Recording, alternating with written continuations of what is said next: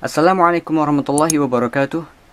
Alhamdulillah wassalatu wassalamu ala rasulillah wa ala alihi wa ashabihi wa man tabi'ahum bi ihsanin ila yaumiddin. Hari pertama puasa ini kita akan membahas tentang pembahasan yang ada di buku Bidayatul Mujtahid wa Nihayatul Muqtasid karya Ibnu Rushd Al-Qurtubi. Satu buku ini ketika dijelaskan atau didetailkan akan menjadi 8 buku. Kita akan memilih bab-bab yang dianggap jarang dibahas di luar sana yang ada di buku fikih ini. Langsung kita masuk ke tema. Kita masuk tentang tema niat. Anggap besok kita masuk bulan Ramadan dan kita harus berpuasa. Yang jadi pertanyaan, bagaimana cara niat kita ketika besok berpuasa Ramadan? Ada 2 gambar di sini. Yang pertama, perlu kita ketahui bersama bahwasanya tema kali ini tidak membahas tentang apakah niat harus dilafadzkan atau tidak, tapi membahas tentang penegasan dalam niat di dalam sebuah ibadah. Kita akan contohkan ke dalam ibadah puasa. Di sini ada orang pertama berniat di dalam hati maupun diucapkan, besok ana pengen puasa, begitu, tanpa menyebutkan bulan Ramadan. Kemudian ada gambar yang kedua, dia berniat, ana besok mau puasa Ramadan. Jadi ada kalimat Ramadannya. Yang pertama tanpa kalimat Ramadan, yang kedua pakai kalimat Ramadan. Ana besok pengen puasa, atau harus dengan kalimat Ramadan. Ana besok pengen puasa Ramadan. Kira-kira mana yang benar? Mana yang lebih tepat? Mana yang boleh, mana yang tidak? Atau jangan-jangan dua-duanya boleh? Kita bahas sekarang. Sebelum kita bahas, perlu kita ketahui bahwasanya rukun puasa itu ada 2. Imsak dan niat, ya. Imsak adalah menahan sesuatu yang membatalkan puasa, makan, minum, bersenggama dengan istri dan lain-lain. Yang kedua adalah niat. Ada beberapa ulama yang menambahkan, yaitu zamaniyah. Apa itu zamaniyah? Yaitu waktu. Yang artinya adalah puasa Ramadan itu dilakukan di bulan Ramadan. Dan imsaknya itu dari terbitnya matahari sampai tenggelam matahari. Ini namanya zamaniyah. Puasa dikatakan sah ketika dia melengkapi syarat dan rukun-rukun puasa.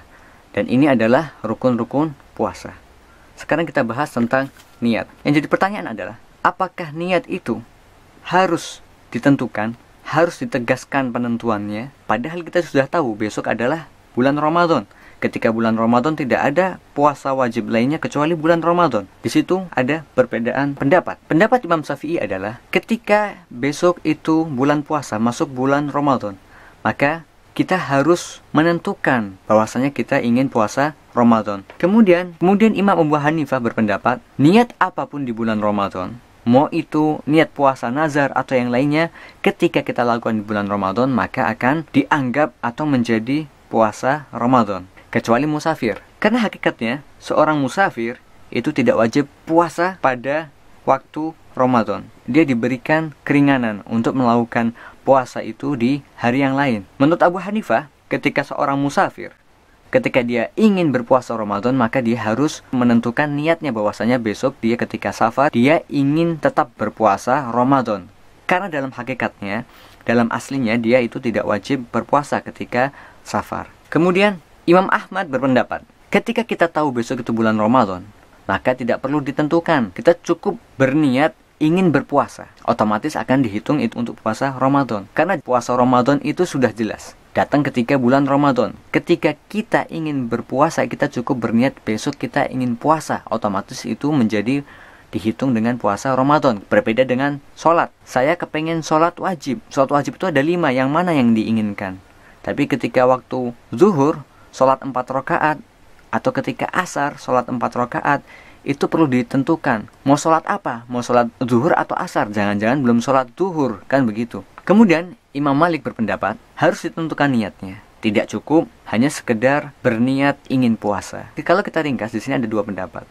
Imam Ahmad dan Imam Abu Hanifah itu berpendapat, tidak perlu ditentukan bahwasanya kita besok ingin puasa Ramadan. Kita cukup hanya berniat besok ingin puasa. Karena besok itu bulan Ramadan, otomatis kita dihitung bulan Ramadan. Kecuali Imam Abu Hanifah mengecualikan keadaan seorang musafir, karena dia hakikatnya tidak wajib berpuasa ketika bulan Ramadan, atau boleh dilakukan di hari yang lain.